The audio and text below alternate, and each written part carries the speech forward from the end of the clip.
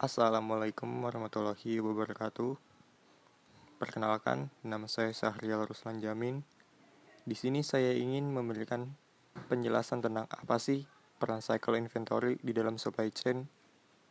Mengapa harus memahami peran cycle inventory dalam supply chain?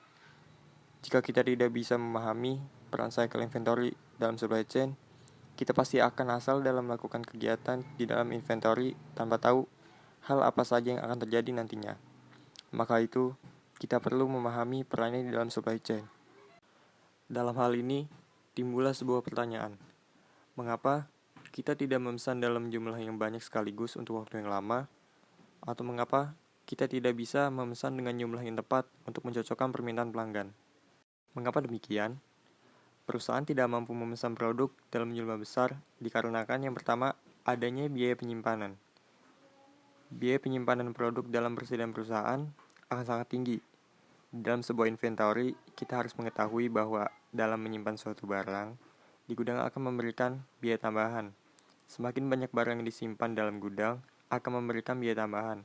Hal inilah yang seharusnya dihindari oleh bagian pergudangan. Yang kedua, pada saat yang sama, sebuah perusahaan tidak dapat memiliki persediaan rendah atau tidak sama sekali karena permintaan dapat memiliki variabilitas tinggi dan kurangnya penyimpanan dapat menyebabkan hilangnya penjualan dan kehilangan pelanggan.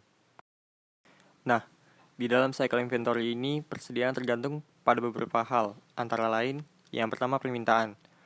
Permintaan sendiri memiliki ketidakpastian tertentu sehingga kita tidak dapat memastikan permintaan konsumen seberapa banyak.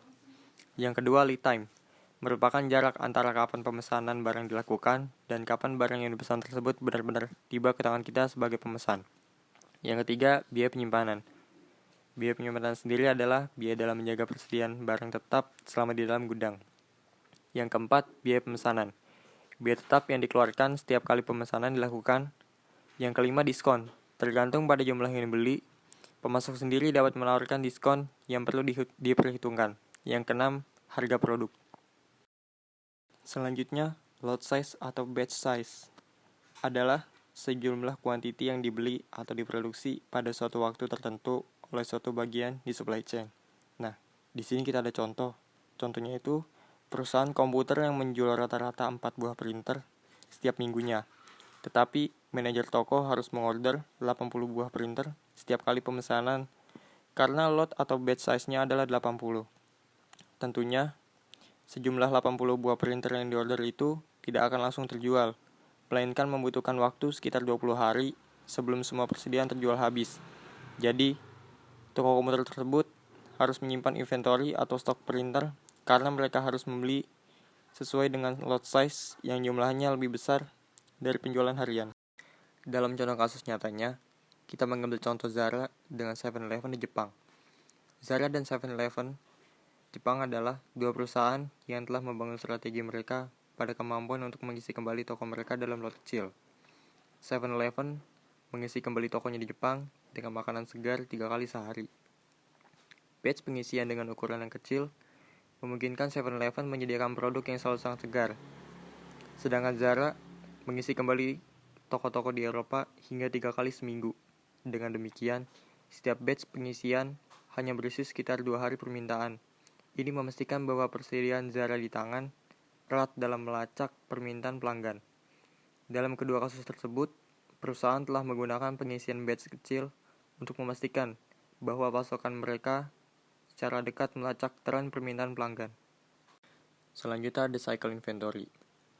Cycle inventory adalah jumlah inventory rata-rata yang disimpan pada tahapan supply chain, yang disebabkan karena jumlah pembelian atau produksi yang dilakukan dalam lot lebih besar daripada jumlah yang dibutuhkan customer.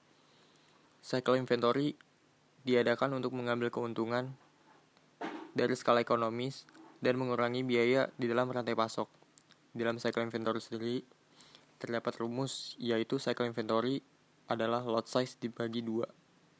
Dari cycle inventory tersebut, kita mempunyai contoh, yaitu toko penjual jeans Levi's dengan permintaan per hari yang relatif stabil, yaitu 100 unit per hari. Misalkan manajer toko tersebut harus membeli stok dalam lot sebanyak 1000 unit jeans untuk setiap pembelian, maka diperlukan waktu 10 hari untuk menghabiskan satu lot. Stok jeans akan turun secara konstan dari 1000, yaitu pada saat lot baru saja tiba, sampai ke 0 ketika semua sudah habis terjual. Hal ini terjadi berulang setiap 10 hari membentuk siklus. Siklusnya dapat dilihat seperti grafik di bawah ini. Banyak ukuran dan persediaan siklus juga mempengaruhi waktu aliran material di dalam supply chain. Untuk setiap supply chain, average flow time sama dengan permintaan.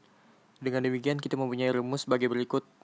Average flow time dihasilkan dari cycle inventory, di mana cycle inventory dibagi dengan demand. Untuk ukuran lot 1000 pasang jeans dan dengan permintaan hariannya sebanyak 100 pasang, kita mendapatkan average flow time, di mana lot dibagi dengan 2 dikali dengan demand, sama dengan 1000 dibagi 2 dikali 100, maka kita mendapatkan hasil sebanyak 5 hari. Dari perhitungan tersebut, kita dapat menarik kesimpulan, di mana persediaan siklus di toko Jean Mart menambah 5 hari rata-rata waktu yang dihabiskan jeans dalam rantai pasokan. Semakin besar siklus persediaan, semakin lama waktu jeda antara saat suatu produk diproduksi dan ketika itu dijual.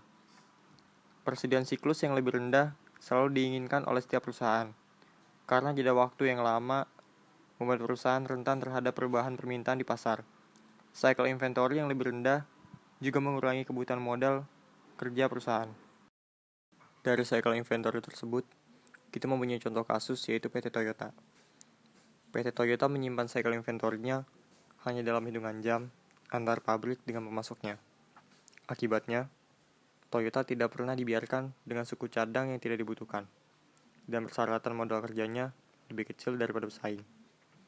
Toyota juga mengalokasikan sangat sedikit ruang di pabrik untuk inventory. Lalu selanjutnya ada average price paid per unit pembelian dengan notasi C. Adalah biaya utama dalam keputusan lot sizing. Pembeli dapat menambahkan ukuran lot jika tindakan ini menghasilkan pengurangan harga yang dibayarkan per unit yang dibeli. Misalnya, jika produsen jeans mengenakan harga sebanyak 20 per pasang untuk pesanan di bawah 500 pasang celana jeans, dan harga 18 per pasang untuk pesanan yang lebih besar. Manajer toko di Jean Mart mendapatkan harga yang lebih rendah dengan memesan dalam banyak setidaknya 500 pasang celana jeans. Harga yang dibayarkan per unit disebut sebagai biaya material dan dinyatakan oleh C. Selanjutnya ada fixed ordering cost dengan notasi S. Adalah biaya pada setiap kali pembelian yang tidak tergantung pada jumlah pembelian. Misalnya, biaya tetap administrasi, biaya truk untuk mengangkut pesanan, biaya tenaga kerja untuk menerima pesanan. Meningkatnya lot size menurunkan fixed ordering cost per unit pembelian. Contohnya, bila untuk biaya sewa truk adalah 4.000 dengan kapasitas angkut truk adalah 2.000 pasang jeans.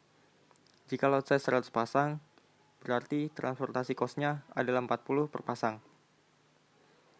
Maka, jika lot size 1000 pasang, berarti transportasi cost-nya sama dengan 4 per pasang. Selanjutnya ada holding cost dengan notasi H. Adalah biaya untuk membawa satu unit dalam persediaan untuk jangka waktu tertentu, biasanya 1 tahun. Ini adalah kombinasi dari biaya modal, biaya menyimpan persediaan, dan biaya yang dihasilkan membentuk produk menjadi usang. Holding cost dilambangkan oleh H dan diukur dalam satuan mata uang per unit per tahun. Total holding cost akan meningkat sesuai dengan meningkatnya lot size dan cycle inventory. Di sini terdapat kutipan yang berasal dari buku Chopra and Mendel, edisi ke-6, di mana cycle inventory ada dalam rantai pasokan. Karena tahapan yang berbeda, mengeksploitasi skala ekonomis untuk menurunkan total biaya. Biaya yang dipertimbangkan termasuk biaya bahan, biaya pemesanan tetap, dan biaya penyimpanan. Sekian presentasi dari saya. Terima kasih atas perhatiannya. Assalamualaikum warahmatullahi wabarakatuh.